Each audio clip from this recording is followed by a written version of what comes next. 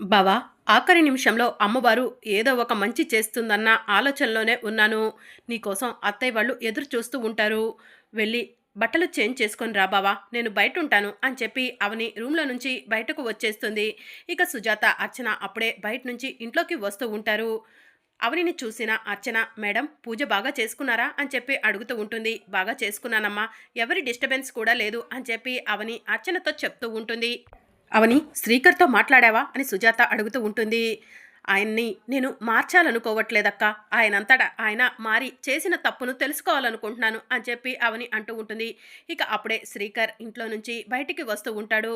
మరి శ్రీకర్ ఎక్కడవని అని సుజాత అడుగుతూ ఉంటే, బావ డ్రెస్ చేంజ్ చేసుకొని వస్తున్నాడక్క, అదిగో అని చెప్పి అవని సుజాతకు చూపిస్తూ ఉంటుంది.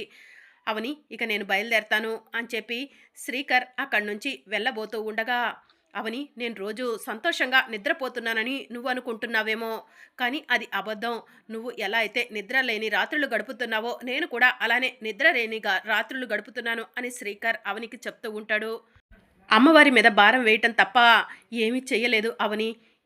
శ్రీకర్ మాయల నిశ్చితార్థం జరుగుతుందేమో అని సుజాత అంటూ ఉంటుంది.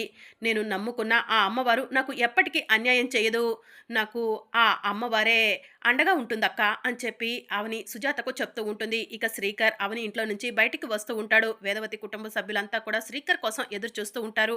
అవని, ఇచ్చిన గడువు అయిపోయింది, శ్రీకర్ని ఇంకా వదలలేదేంటి అని చెప్పి వసంత అంటూ ఉంటుంది. ఇంకా అవని మోజు తీరలేదేమో అని చెప్పి నిహారిక అంటూ ఉంటుంది. ఇక అప్పుడే శ్రీకర్ నడుచుకుంటూ వస్తూ ఉంటాడు. అదిగో శ్రీకర్ వస్తున్నాడు అని పెద్దిరాజు చెప్తూ ఉంటాడు. ఇక కృష్ణబాబు శ్రీకర్ దగ్గరకు వెళ్ళే, ఒరే శ్రీకర్, రాత్రి ఏం జరిగిందిరా, నరాలన్నీ పగిలిపోయేలా ఉన్నాయి, నా ఇల్యూషన్లో అయితే నీకు అవనికి ఫస్ట్ నైట్ జరిగినట్టే అనిపించింది అని చెప్పి కృష్ణబాబు చెప్తూ ఉంటాడు. చెప్పు శ్రీకర్, రాత్రి ఏం జరిగింది అని చెప్పి నిహారిక అడుగుతూ ఉంటుంది. మీరంతా కాస్త ఆగుతారా, ఏం జరిగిందో వాడే చెప్తాడు అని చెప్పి వేదవతి అంటుంది. చెప్పు శ్రీకర్, రాత్రి ఏం జరిగింది అని ప్రసాదరావు అడుగుతూ ఉంటాడు. మీరు అందరూ కూడా అవనిని ఎలా అయితే తప్పుగా ఆలోచించారో నేను కూడా అవని విషయంలో అలానే తప్పుగా ఆలోచించాను. అవని మీరు అనుకున్నట్టు ఏం చేయలేదు, పట్టుబట్టలిచ్చి పూజలో కూర్చోమని చెప్పింది, పూజ చేసుకుంది అంతే అని చెప్పి శ్రీకర్ చెప్తూ ఉంటాడు.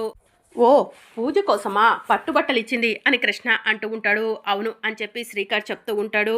ఆ అవని నిన్ను తన వైపు ఎక్కడ తిప్పుకుంటుందోనని తెగ కంగారు పడిపోయాము అని చెప్పి వేదవతి అంటుంది.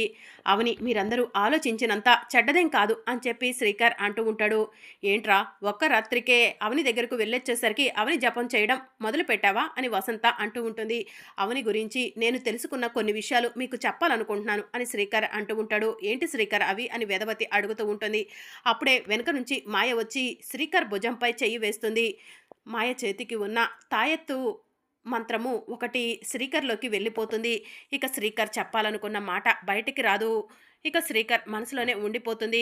శ్రీకర్, నువ్వు చెప్పాలనుకున్న విషయం నా మంత్రశక్తితో ఆఫ్ చేశాను, ఇక నువ్వు ఏమీ చెప్పలేవు శ్రీకర్ అని మాయ మనసులో అనుకుంటూ ఉంటుంది. శ్రీకర్, నేను రాత్రి నీకు కాల్ చేశాను, నువ్వు ఫోన్ లిఫ్ట్ చేయలేదు, పెద్దిరాజు గారు ఫోన్ లిఫ్ట్ చేశారు, నువ్వు ఇంట్లో లేవని చెప్పారు, అందుకే నీకోసం ఇంటికి వచ్చాను, నువ్వు అక్కడ ఇంట్లో కూడా కనిపించలేదు, ఇప్పటికైనా వచ్చావో లేదోనని నిన్ను వెతుక్కుంటూ వచ్చాను శ్రీకర్ అని మాయ చెప్తూ ఉంటుంది. రాత్రి పని ఉండి బయటికి వెళ్ళాను, రావటం ఆలస్యమైంది, ఇప్పుడే వచ్చాను అని శ్రీకర్ చెప్తూ ఉంటాడు. అమ్మయ్య, శ్రీకర్ ఆ అవని గురించి ఎక్కడ చెప్తాడో, మాయ ముందు ఎక్కడ దొరికిపోతాడోనని కంగారు పడ్డాను అని వేదవతి మనసులో అనుకుంటూ ఉంటుంది. అవును మాయ, నిశ్చితార్థం అనేసరికి శ్రీకర్ చుట్టూ తిరుగుతున్నావు, శ్రీకర్ పైన నీకు ప్రేమ ఎక్కువైనట్టుంది అని నిహారిక అడుగుతూ ఉంటుంది. లేదు, క్యాజువల్గానే వచ్చాను అని చెప్పి మాయ చెప్తూ ఉంటే, మరి నిశ్చితార్థం అనుకున్న తరువాత ఎవరికైనా అలానే ఉంటుందిలే అని చెప్పి కృష్ణబాబు నిహారికను అంటూ ఉంటాడు. సరే, ఇక నేను బయలుదేరతాను, రేపే నిశ్చితార్థం కదా, చాలా పనులున్నాయి అని మాయ అక్కడి నుంచి వెళ్ళిపోతూ ఉంటుంది. ఇక శ్రీకర్ తను చెప్పాలనుకున్న మాట కూడా చెప్పకుండా ఇంట్లోకి వెళ్ళిపోయి ఒంటరిగా కూర్చొని ఉంటాడు. ఇక మాయ కారు దగ్గర నుంచొని, శ్రీకర్, నువ్వు అవని గురించి చాలా గొప్పగా చెప్పాలనుకున్నావు, రాత్రి అవని నిన్ను పూజలతో బంధించేసింది, అందుకే నువ్వు అవనికి దగ్గర అవ్వాలనుకుంటున్నావు, నీ కుటుంబాన్ని కూడా దగ్గరకు చేయాలనుకున్నావు, ఆ విషయం నాకు తెలిసింది, నా మంత్రశక్తితో నీ మనసులో ఉన్న మాటలు బయటికి రాకుండా చేశాను శ్రీకర్, త్వరలోనే నీ చేత నా మెడలో తాళి కట్టించుకుంటాను, ముక్కు పుడకను సొంతం చేసుకుంటాను, ఆ తరువాత మీ అందరి అంతు తెలుస్తాను, ఇన్ని రోజులు నీకు పెళ్ళైందన్న నిజాన్ని నా దగ్గర దాచిపెట్టావు కదా శ్రీకర్ అని మాయ మనసులో అనుకుంటూ ఉంటుంది. ఇక శ్రీకర్ ఒంటరిగా రూమ్‌లో కూర్చొని ఉంటే వేదవతి శ్రీకర్ దగ్గరికి వెళ్లి, "ఒరేయ్ శ్రీకర్, పూజలు చేసినంత మాత్రాన అవని మంచిదైపోదు. అవని గురించి ఏం చెప్పాలనుకున్నావో చెప్పరా" అని చెప్పి అడుగుతూ ఉంటే, "ఏం లేదమ్మా" అని శ్రీకర్ చెప్తూ ఉంటాడు. ఇక మరోవైపు వేదవతి కుటుంబ సభ్యులంతా కూడా నిశ్చితార్థం కోసం గుడి దగ్గరకు వెళ్తారు. "ఒరేయ్ శ్రీకర్, నిశ్చితార్థం ఇక్కడి వరకు వచ్చిందంటే దాని వెనక కష్టం చాలానే ఉంది. నువ్వు తొందరపడి అవని గురించి మాయకు చెప్పావంటే ఇంత కష్టపడి కూడా ఎలాంటి ఫలితం ఉండదు" అని చెప్పి వేదవతి శ్రీకర్కి చెప్తూ ఉంటుంది. "అవును, మాయ వాళ్ళేంటి ఇంకా రాలేదు" అని చెప్పి నిహారిక అంటూ ఉంటుంది. ఇక అప్పుడే మాయ తన ఫ్యామిలీ మెంబర్స్తో కలిసి గుడి దగ్గరకు వస్తుంది. "అమ్మ మాయ, ఇప్పటి వరకు ఎటువంటి ఆటంకం లేకుండా నిశ్చితార్థం వరకు వచ్చాము. పెళ్లి కూడా ఎటువంటి ఆటంకం లేకుండా జరిగితే బావుండు" అని చెప్పి శశిధర్ అంటూ ఉంటాడు. "డాడీ, ఇక ఎటువంటి ప్రాబ్లం రాదు. అంతా మంచిగానే జరుగుతుంది. అనవసరంగా కంగారు పడకండి" అని చెప్పి మాయ చెప్తూ ఉంటుంది. "సరే అమ్మ మాయ, పద లోపలికి వెళ్దాం" అని చెప్పి శశిధర్ అంటాడు. ఇక అందరూ కలిసి గుడిలోకి వెళ్తూ ఉంటారు. మాయ గుడిలోకి ఎంటర్ అవ్వబోతూ ఉండగా సామి మాయకు కట్టిన తాయెత్తును గుర్తు చేసుకుంటూ ఉంటుంది. "ఈ తాయెత్తు నీ చేతికి ఉన్నంత వరకు నువ్వు గుడిలోకి వెళ్ళగలవు. తాయెత్తు నీ చేతికి లేకపోతే గుడి మెట్లను కూడా తాకలేవు మాయ" అని సామి చెప్పిన మాటలను మాయ గుర్తు చేసుకుని అక్కడే ఉండిపోతుంది. ఇక అమ్మవారి ముందు తల ఎగరేసుకుంటూ గుళ్ళోకి మాయ సంతోషంగా వెళ్తూ ఉంటే శశిధర్ మాయను చూసి, "మాయ, నీలో నువ్వే నవ్వుకుంటున్నావేంటి" అని చెప్పి అడుగుతూ ఉంటాడు. "గతంలో నేను గుడికి వచ్చినప్పుడు సడన్‌గా పడిపోయాను కదా డాడీ! ఇప్పుడు నేను చాలా స్ట్రాంగ్‌గా గుళ్ళో అడుగు పెట్టగలిగాను. ఎందుకంటే ఈ అమ్మవారిని నమ్ముకోవటం వల్లే. అందుకే సంతోషపడుతున్నాను" అని మాయ శశిధర్‌కి చెప్తూ ఉంటుంది. "పదమ్మా లోపలికి వెళ్దాం" అని చెప్పి శశిధర్ అంటాడు. ఇక శశిధర్, మాధవి, మాయ ముగ్గురు కలిసి వేదవతి వాళ్ళ దగ్గరకు వెళ్తారు. "నమస్కారం అండి" అని చెప్పి వేదవతి చెప్తూ ఉంటుంది. "నమస్కారం" అని చెప్పి శశిధర్ చెప్తూ ఉంటాడు. "నిశ్చితార్థానికి కావలసిన ఉంగరం తీసుకొచ్చామండి" అని చెప్పి మాధవి చెప్తూ ఉంటుంది. "అమ్మ, ఆ ఉంగరాన్ని తీసుకొచ్చి ఇలా పెట్టండి" అని పంతులు గారు చెప్తూ ఉంటారు.